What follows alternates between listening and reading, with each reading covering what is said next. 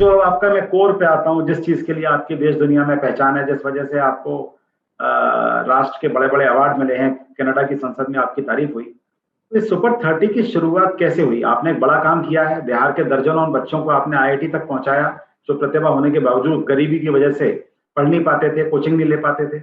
आपने क्या सोच कर ये सब कुछ किया, और आज आप इस एक एग्जाम्पल को सेट करने के बाद कितने संतुष्ट फील करते हैं? नहीं, बहुत अच्छी बात आपने बताई कि सुपर 30 की शुरुआत हुई, पिताजी गुजर चुके थे, हमारे पास कुछ जीविका का साधन नहीं था, तो पटना के ही एक दो लोकल कोचिंग में पढ़ाना स्टार्ट किया। पढ़ाने पर लोगों में चर्चा हुई, लोगों ने अप्रिशिएट किया कि ये बहुत अच्छा पढ़ा रहा है।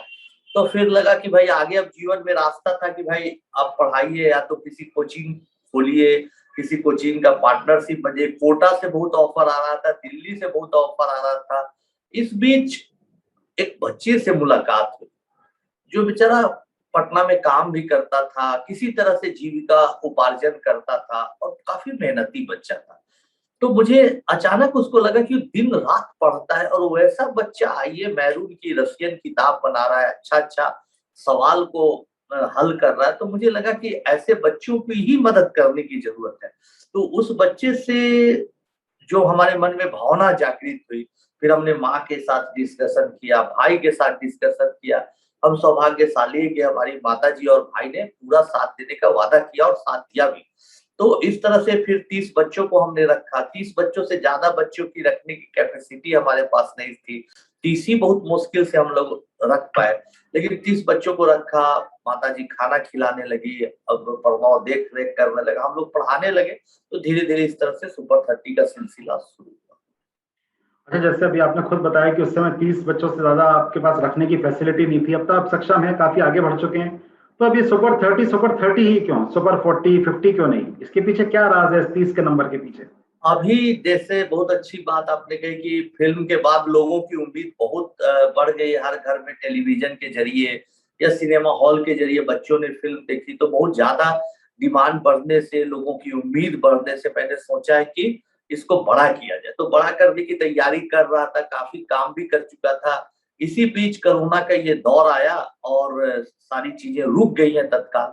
लेकिन अभी आने वाले 2-3 महीनों में मैं बहुत बड़ा, पिछले 1 साल से तैयारी कर रहा हूँ, सोच रहा हूँ, उसका प्लानिंग कर रहा हूँ, कुछ वर्चुअली बच्चों को पढ़ाऊं, ज्यादा से ज्यादा बच्चों को पढ़ाऊं, इसका प्रयास करूंगा। कई गवर्नमेंट ने भी मुझे अप्रोच किया है कि भाई आप बच्चों को वर्चुअली पढ़ाइए। हमने कहा कि ठीक है भाई, आपका है निमंत्रण तो जरूर हम उस लोग बारे में भी तो मैं पूछना वर्चुअल चाहता हूँ, अभी पूछूंगा अभी आपसे। ये आपने अच्छी बात बोली, वो चीज मुझे भी पता थी, आपसे विस्तार में समझेंगे। पहले एक बात जानना चाह रहा हूँ। आपका भी कुछ विवाद भी एक आध बीच में आए हैं, उनमें से काफी कैम्ब्रिज के बुलावे को लेकर वो एक हुआ था कि कैम्ब्रिज का जो लेटर आपके पास में था उसमें वर्ष 1993 लिखा हुआ था। देखिए, बिजू मैथ्यू की जो किताब है super 30 changing the world 30 student at A time, उसमें जो इंटरव्यू दिया है आपने, उसमें 1994 में कैम्ब्रिज के लिए आवेदन किया गया था। अगर कैम्ब्रिज के लेटर पर छपी तारीख और किताब में छपी तारीख अलग क्यों है? ये वही किताब है जिसकी लेटर का आपने मूवी लिखी? इन्विटेशन जो था 1993 में आया था और जाना था 1994 में आया था। जाना था चूंकि मुझे 1994 में 1 अक्टूबर 1994 को मुझे ज्वाइन करना था। और ये सब बातें जान रहे हैं, जिस समय फिल्म आई थी, तो फिल्म आने के समय बहुत सारे लोग, मैं एक ही साथ बता देना चाहता हूँ इस तरह के सवालों का जवाब। तो इस तरह के बहुत सारे सवाल उठाए गए मुझ पर, बहुत सारा जलील करने का प्रयास किया गया, बेइज्जती करने के प्रयास की। ऐसे बच्चे जो हमसे पढ़े लिखे नहीं, उनसे गुवाहाटी में केस करवाया गया।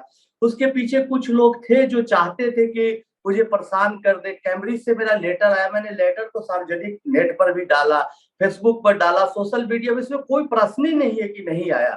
कई हमारे अखबार के उस समय के कटिंग है, लेकिन इस पर तो आज पहली बार आप प्रश्न उठा रहे हैं। और भी कई चीजों पर कई लोग तरह तरह का प्रश्न उठाते रहते हैं।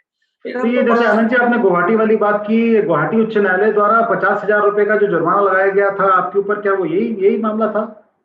नहीं नहीं नहीं, वो जुर्माना कोई नहीं था। जब हम वहां पर जाने के लिए नहीं जा पाए थे, कैम्ब्रिज में मुझे लेक्चर देने जाना था और नहीं उपस्थित हुए थे उस समय, उसका था कुछ देना था, ऐसी कोई बात।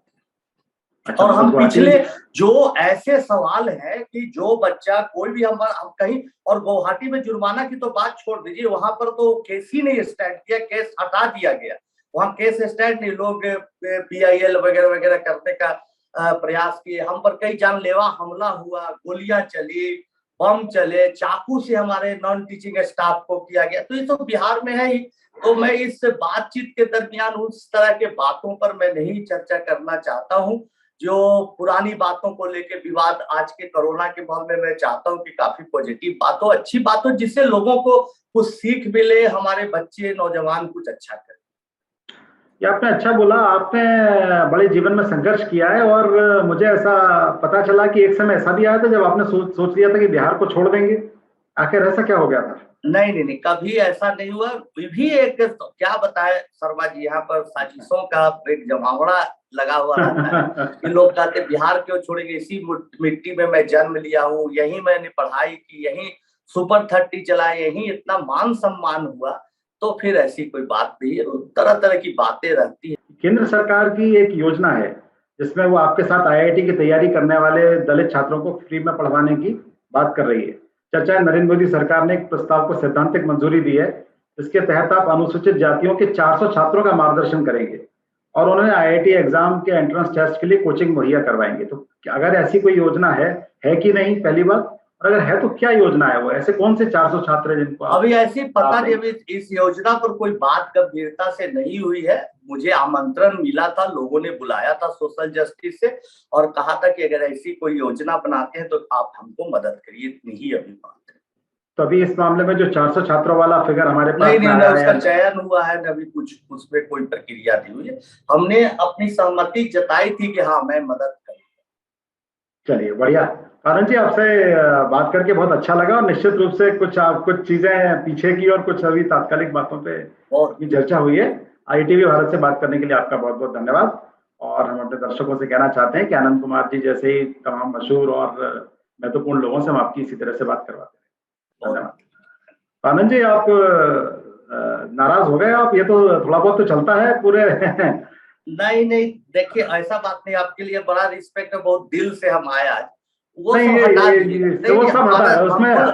हमारा हम्बुल रिक्वेस्ट है ना, क्या वो अब सच में मैंने हम ऑन रिकॉर्ड भी बोल रहे हैं कि हमारा दिल दुखता है, सब सवाल का जवाब देते देते शर्मा जी थक गए। सही बात है। कैबिनेट से लेटर आया हमारे पास, अभ्यानंद वाले सवाल तो हमने रखे हुए नहीं आपके लिए, क्योंकि उस पर तो इतना विवाद है। अभ्यानंद वाला तो हमने पोर्शन ही पूरा गायब कर दिया था। हाँ नहीं, तो आप उसको, हमारा रिक्वेस्ट है कि जब भी इसको आप डालिए कहीं ना, इस सबको हटा दीजिए, क्योंकि जानते हैं दुनिया पसंद नहीं करती है, और कि भाई विवाद पर विवाद। और हम भी बहुत सोच के पूछ के ही इस इंटरव्यू में आए कि हम अब क्या कर रहे हैं। ये सब जो लोग फिल्म को रोकने के लिए साजिश किया था, हम किसी का नाम नहीं लेना चाहते, आपको सही है, मुझे उस पता भी समय है। का ये है। लोग कहते कोर्ट में आपको फाइन देना पड़ा, फल्ला, अरे कुछ नहीं देना पड़ा, वो तो गए तो जज साहब ने कहा कि केस ही स्टार्ट नहीं करता चाहिए। PIL कैसे होगा? ना हमने किसी से कोई चंदा लिया भाई साहब, ना हमने गवर्नमेंट से चंदा लिया, ना प्राइवेट लिया, तो फिर PIL का क्या बात? एक अखबार ने तो आपके खिलाफ पूरी एक सीरीज चला रखी थी, वो भी मैं जानता हूँ, तमाम स्टोरियां उससे छापी।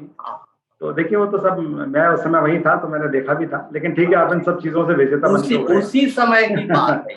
पता है, मुझे पता है, मैं वही था उस समय। तो तमाम सब चीजें, फिर भी चलिए, हमसे बात करने के लिए बहुत बहुत धन्यवाद।